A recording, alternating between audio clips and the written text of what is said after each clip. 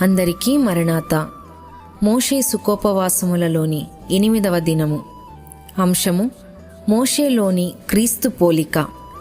వాక్యము: నిర్గమకాండము 3వ అధ్యాయము 8వ వచనము. ప్రార్థన: తండ్రి, బైబిలు మిషనును బయలుపరుచుకున్న తండ్రి, నీకు వందనములు. నీవు బయలుపరుచుకున్నావు గనుకనే అన్ని విపత్తుల నుండి మమ్ములను సంరక్షించుచున్నావు. స్తోత్రములు.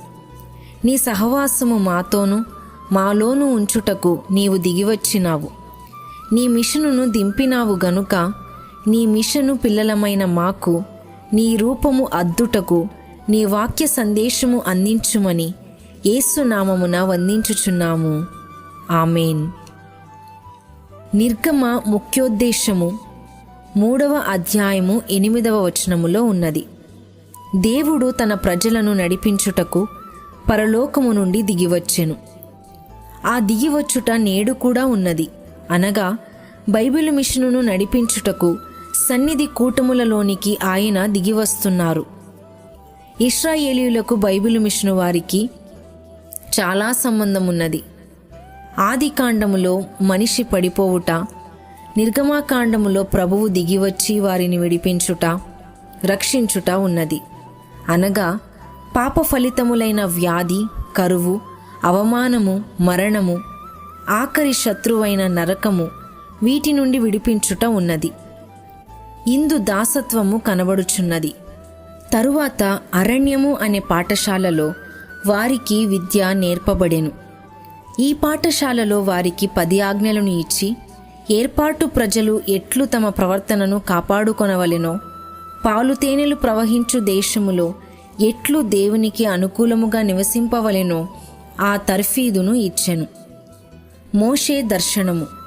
మండుచున్న పొద అనగా ఇశ్రాయేలీయులు, అగ్నిజ్వాల అనగా ఫరో వారిని పెట్టుచున్న శ్రమలు. అగ్నికి పొద కాలలేదు. అలాగే ఇశ్రాయేలీయులు కూడా ఫరో యొక్క శ్రమలకు నాశనము కాలేదు.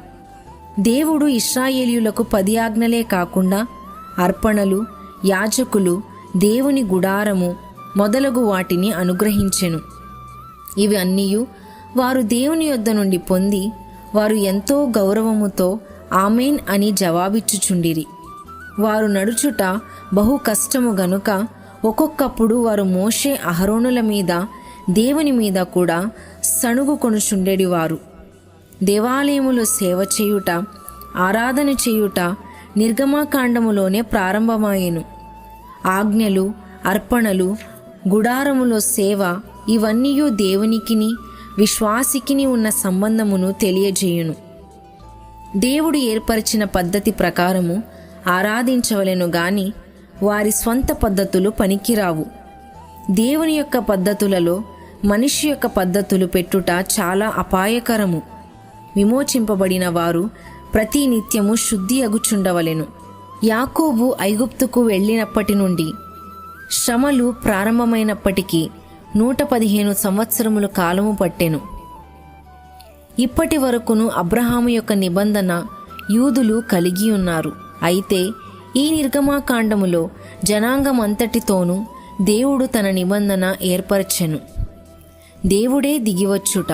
ఆయన మన పాప దాసత్వము నుండి విడిపించుటకు దిగివచ్చును. ఆయనే మనకు బోధించును.